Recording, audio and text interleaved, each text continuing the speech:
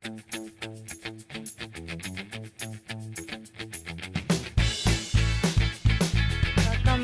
to my farm.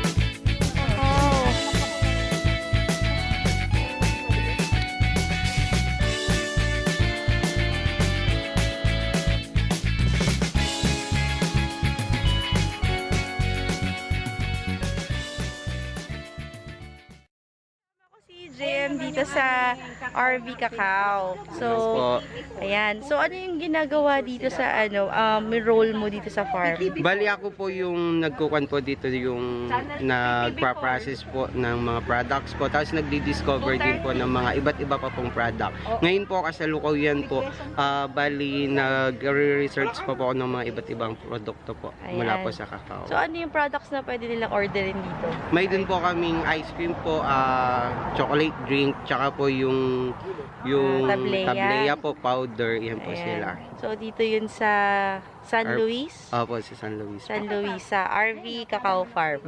Thank you. Thank you. Di po, sobrang pait po. Hindi pwede siya, no? Sobrang nakakahilo daw. Ito yung processing area. Tapos tignan niyo yung ang bango-bango niya. May mga products dito, like yung powder. Pwede nyo siyang ihalo sa champorado. Drink. Ayan. Meron din dito tableya.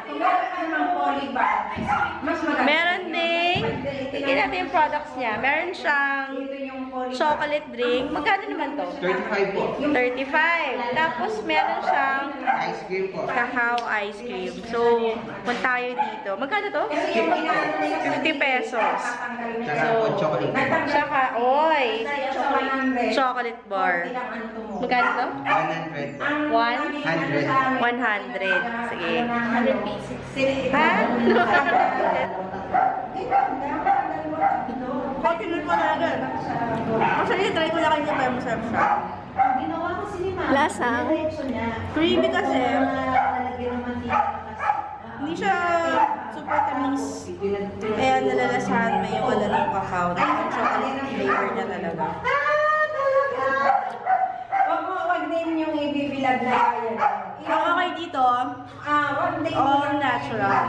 Super enjoy dito sa RV Cacao Farm. Meron kaming drinks, ice cream, lahat chocolates. And ang saya kasi marami kaming natutunan tungkol sa mga halaman. Magaling Di ba, kuya? Oh, next time dito mo dalhin yung mga mo. Yeah. Mga turista mo, nakatikim pa ng chocolate. Magaling si JM. Galing si JM. Bata pa lang siya, 23 years old, pero nakakagawa na siya ng ganyang mga products.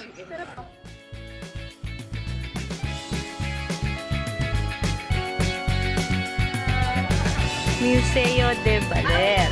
So, nasa na kami. Halos patapos na yung tour kasi ito na lang, plus yung bahay ni Aurora, tsaka yung church yung pupuntahan namin. So, hindi natin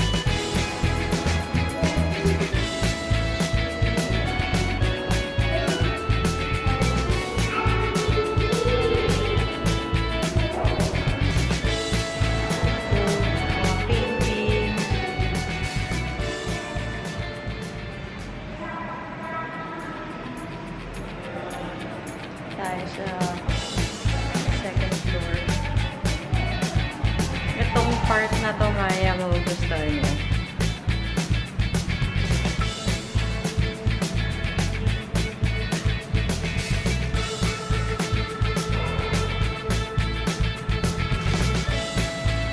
Daming birds. Ito siya. Gustuhan mo. Joke lang.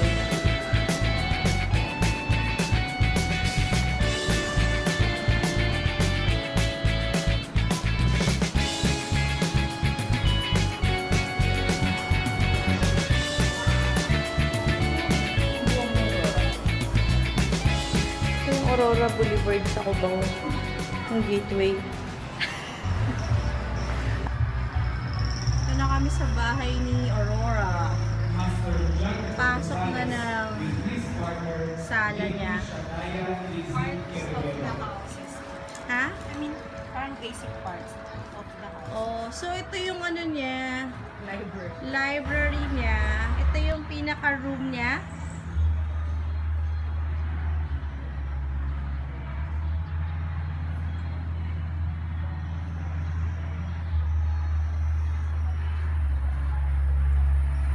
And pinaka-dining area nila. Dito na kami sa Hungry Surfer para sa dinner. Nakasiesta na kami ng mga 1 hour. Oh, tama, 1 hour. Red chicken po. With sweet and sour.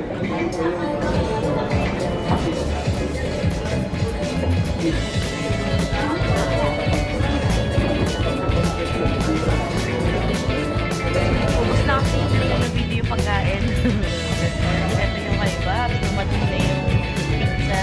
Ay, nachos, baked nachos. Yung salsa niya. Ikaw, bedtime. Food mo. Okay naman. Mas gusto ko siya kaysa sa kanya. Yung kanina napasubo kami kasi tourist ang presyo ng pagkain. Pang-tourist yung presyo ng food dun. Tapos na yung dinner namin. Lakad na naman kami dun sa Sabang. Pabalik na.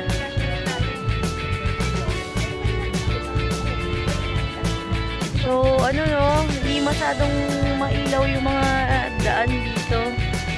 Dala kayo ng flashlight next na punta nyo. Or poster ng Meral.